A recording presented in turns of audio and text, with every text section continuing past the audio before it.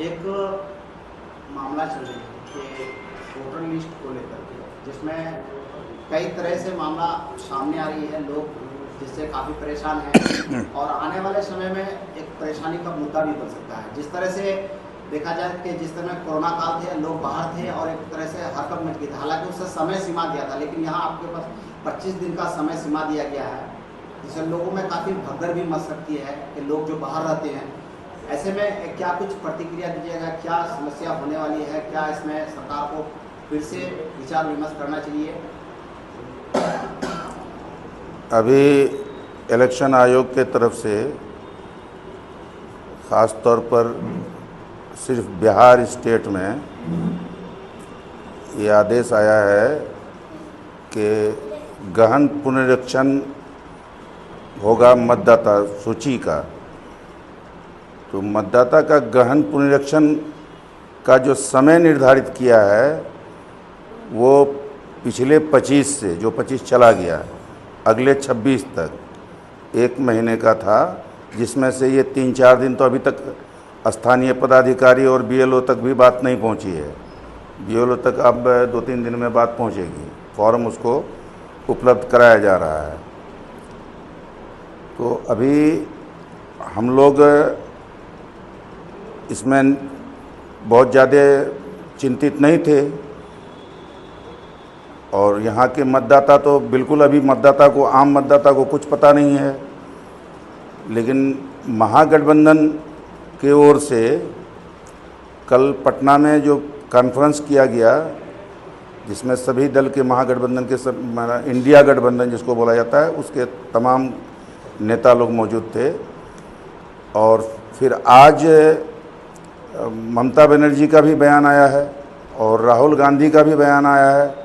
तो तमाम लीडर चिंतित है इस बात से कि चुनाव सामने है और चुनाव से जस्ट पहले आप 1 महीने के शॉर्ट नोटिस में गहन पुनरीक्षण, मतलब पूरा सत्यापन, आप एक वोटर का सत्यापन करना चाहते हैं, जो संभव नहीं है। इसमें जो ऑप्शन दिया गया है, कि जैसे हम लोग इलेक्शन में वोट देने जाते हैं तो वहाँ भी ऑप्शन रहता है, उस ऑप्शन में से एक ऑप्शन कोई रहता है तो वोटर वोट दे देता है।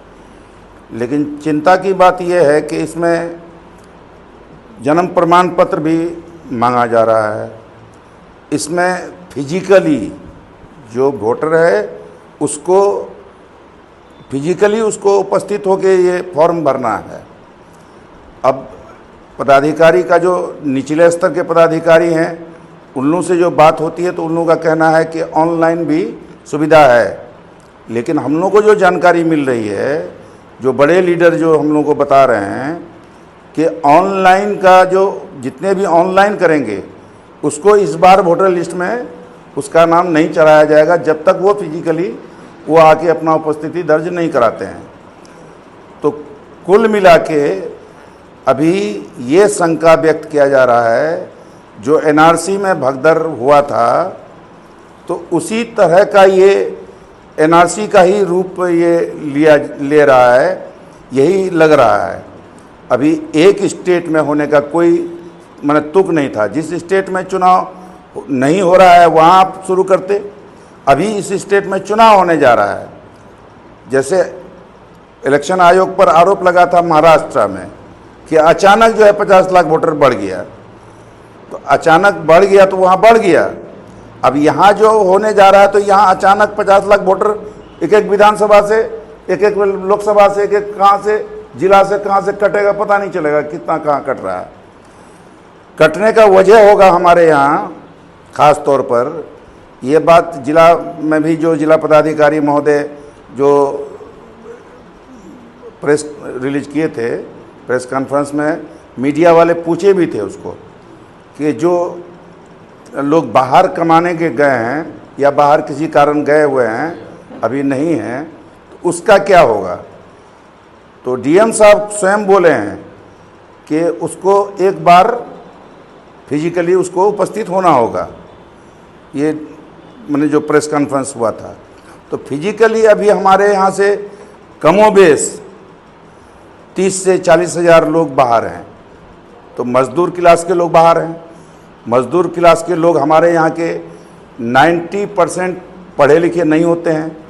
मैट्रिक तो पास होता ही नहीं है, मिडिल भी बहुत मुश्किल से होता है। तो 90% लोग बिना पढ़ा लिखा बाहर है। और उसकी जो पत्नियां है या जो शादी नहीं किया है, उसकी जो माँ है या कोई है घर में, वो भी पढ़ी लिखी नहीं है। तो जो पढ़ी लिखी वो भी घर में जो है वो भी पढ़ी लिखी नहीं है, और जो बाहर है वो भी पढ़ा लिखा नहीं है। तो कुल मिलाकर ऐसे लोगों के साथ बहुत बड़ा समस्या ये उत्पन्न होने जा रहा है, बहुत बड़ा समस्या खड़ा किया जा रहा है। तो हम लोग अभी जो महागठबंधन के लोग या जो जितने भी लीडरान हैं, ये तमाम लोग अभी चिंतित हैं। और हम लोग अपने तरफ से फ़िलहाल ये कहेंगे कि महागठबंधन जो इलेक्शन कमीशन से मिलने वाले हैं, हम लोग चाहेंगे कि फ़िलहाल इसको जो है स्थगित रखा जाए।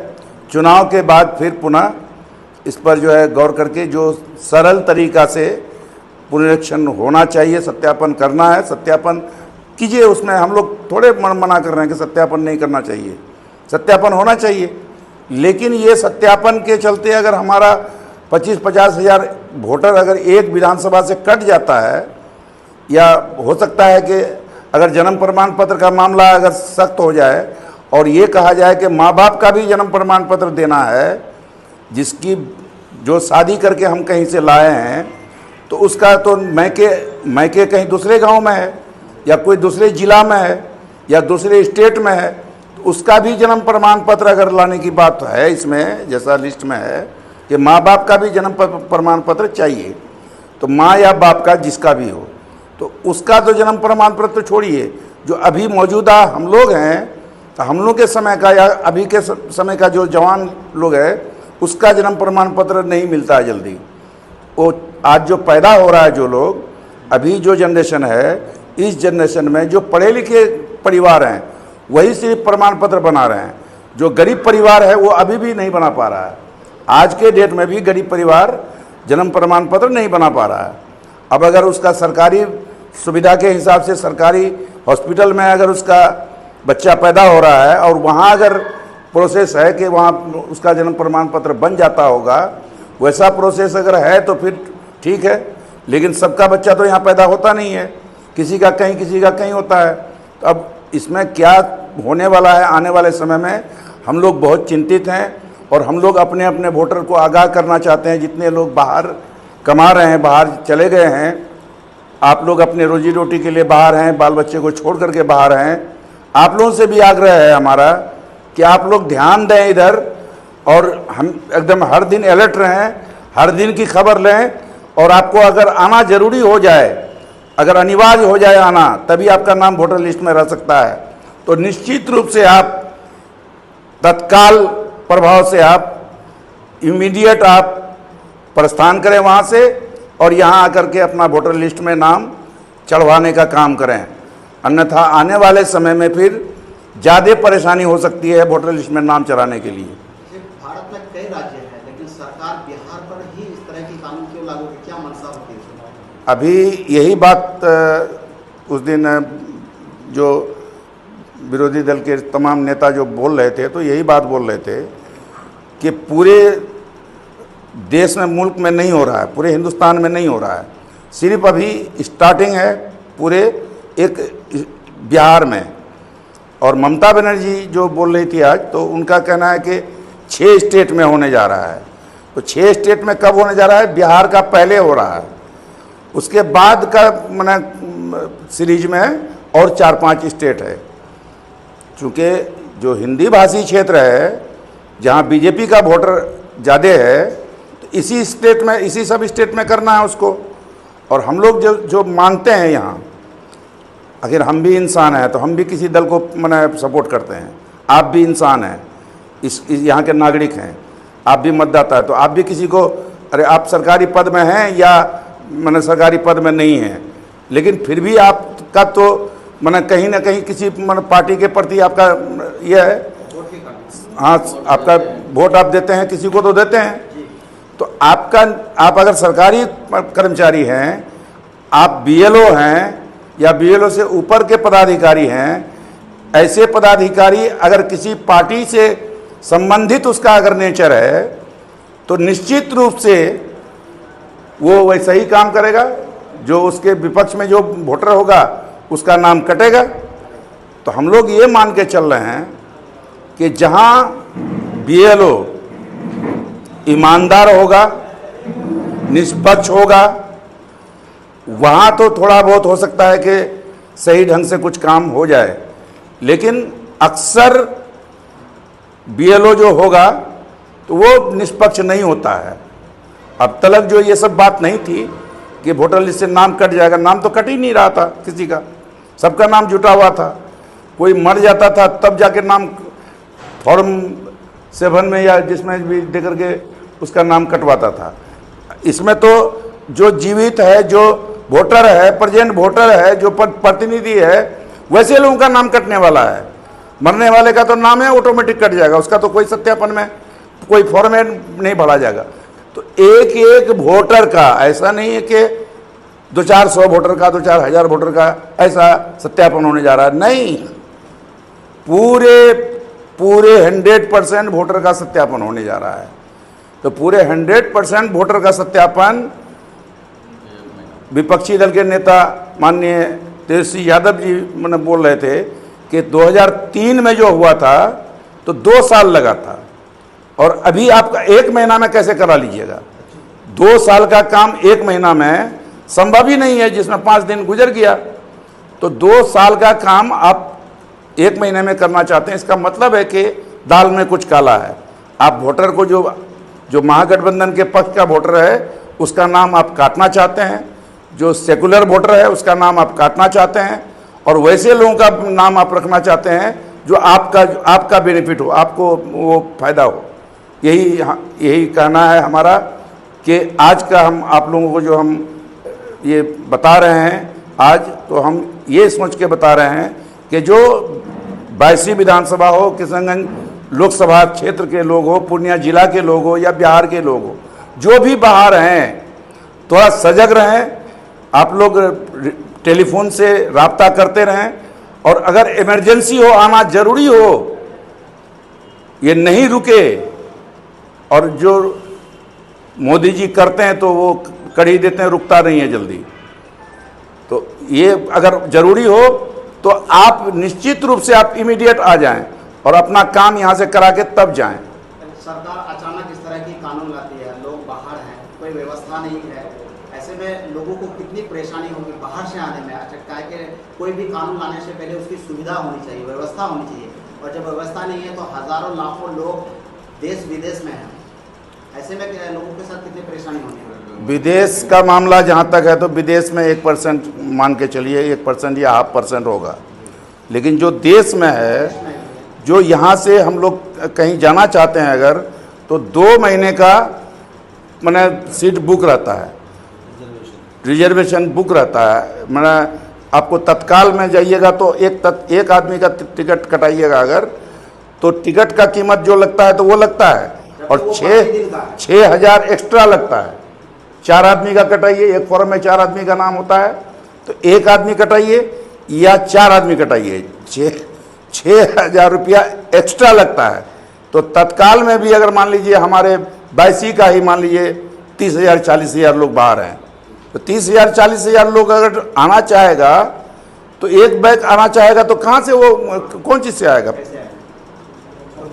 कोई सवारी से नहीं आ पाएगा। सरकार को इस पर पुनः विचार करनी चाहिए। सरकार को सबसे पहले तो अगर ये अनिवार्य है उसका आना,